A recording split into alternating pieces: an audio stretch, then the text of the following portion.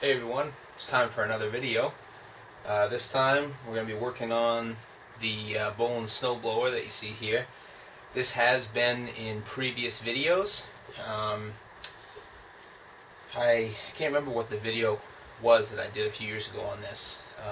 Probably getting it running or winterized or something like that. But this has been in my family for a while. My grandfather bought this brand new back in '84, I believe this is. It's an 8 horsepower Tecumseh Snow King engine, which in my opinion is the only good Tecumseh that they ever made. Pretty much any of the Snow King engines were pretty much bulletproof and pretty reliable. So this runs and works and everything as is, but as you can see from the motor, maybe you can see it, I'm not sure, there's a lot of oil on it. I need to do a head gasket in it. It still runs, but it's leaking oil around the edge. And I also need to put a muffler on it because the muffler is rusted out and it's really loud. And I need to rebuild the carburetor because it doesn't run as good as I'd like it to. So I don't have the head gasket or the muffler yet. They're coming from an order from Jack's Small Engines. I don't have the carburetor gaskets yet either, but I'm going to go ahead and show you guys how to take the carburetor off of this, and then we're going to go ahead and put it in a Behrman's carburetor cleaner bath and soak it for a day or so and get it all cleaned up and ready so that when I get my parts here from Jack's, I can slap them on the carburetor and get this thing working because it's almost December. I know I have the garage door open. It's unseasonably warm in New England right now, today, but the snow is coming and it's coming soon, so I got to get this thing ready to go. So without further ado, let's go ahead and rip this carburetor off of here. I'll show you guys how to do that. Now I'm going to attempt to take the carburetor off of the intake manifold as it is. I don't want to pull the intake manifold because the gasket from the intake manifold to the block is no longer available. So worst case, I have to pull the manifold off and I can't reuse the gasket. I can go get gasket material and make a new gasket, but I really don't want to. So I'm going to try to take the carburetor off as it is. It's pretty tight, and I guess we'll just have to see how it goes. First thing I'm going to do is take off the gas tank on the other side because it does have fuel in it and it's going to pour out when I take the carburetor off. So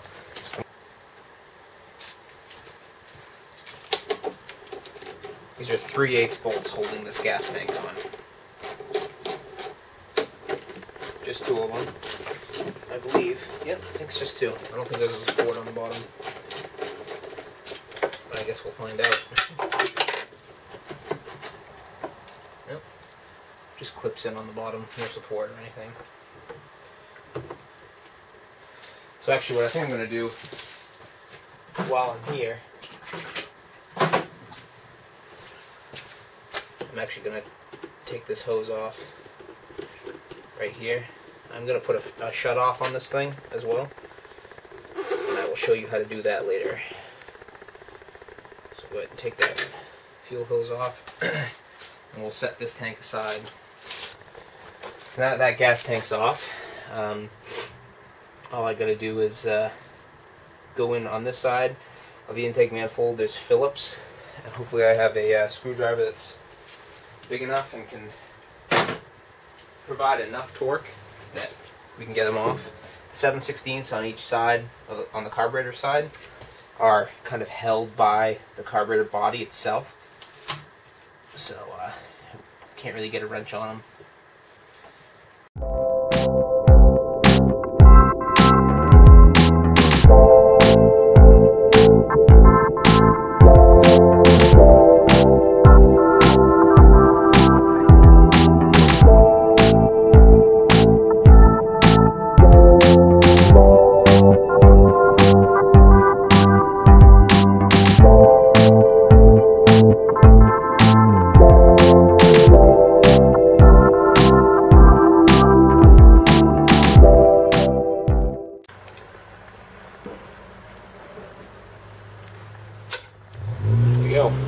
There's the carburetor off. So let's get this carburetor over into the bearings. Gross. Now, I don't really like the Bearmans anywhere near as much as using an ultrasonic cleaner with some cleaning solution. But I don't have an ultrasonic cleaner anymore. When I stopped doing small engine repair, I got rid of mine, and I just haven't gotten back into it enough to justify buying one yet, because I'm really only working on my stuff right now. If the videos keep coming and the work keeps coming, then I will buy one. But until then, the Bearmans will do. The Bearmans I do like. It does work. I just it's slower working, and it doesn't work as well as ultrasonic. But gross. So I don't know if you can tell from the carburetor bowl there, but there's a lot of varnish in there. I still have still has a brass float as well, so we're going to be getting a new plastic float for this as well. The carburetor kit I got has a whole rebuild. So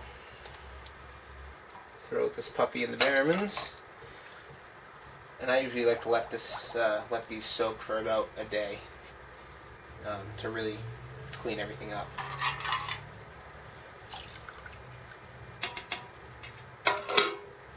So we'll let that soak. Alright, so I have my carburetor kit and parts that I need for the snowblower carburetor here. And how you do these on Tecumsehs is there's a little notch on the top of the new valve, and it comes with a new clip / spring, and you just snap it in just like that. I don't know if that'll focus or not, but just snap it in place, and then you mount it to the bowl, which is over here. I said I was going to upgrade from the brass bowl to a plastic bowl, so that's what I did. And these new updated bowls are sprung, so they come with a little spring right there in my hand. So the short end of the spring goes up against the inside of the carburetor, and the long end sits on top of the clip on the bowl where you put the needle.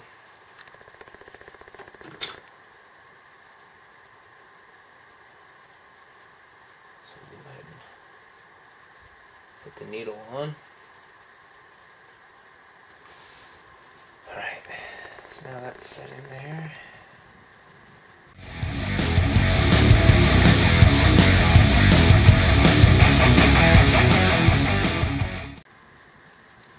So that's on there now. I'm just double checking it.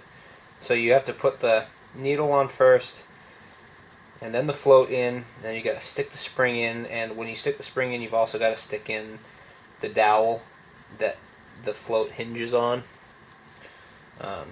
So it's kind of a tricky process. It's kind of a lot to do at once. But take the new bowl gasket, just some junk on it.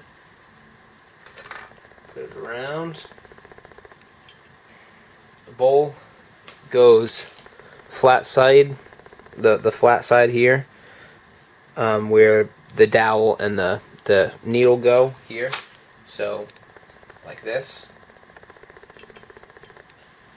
And then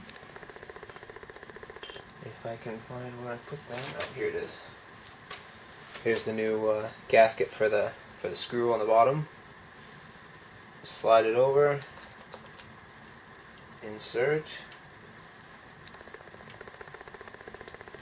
and tighten it on down.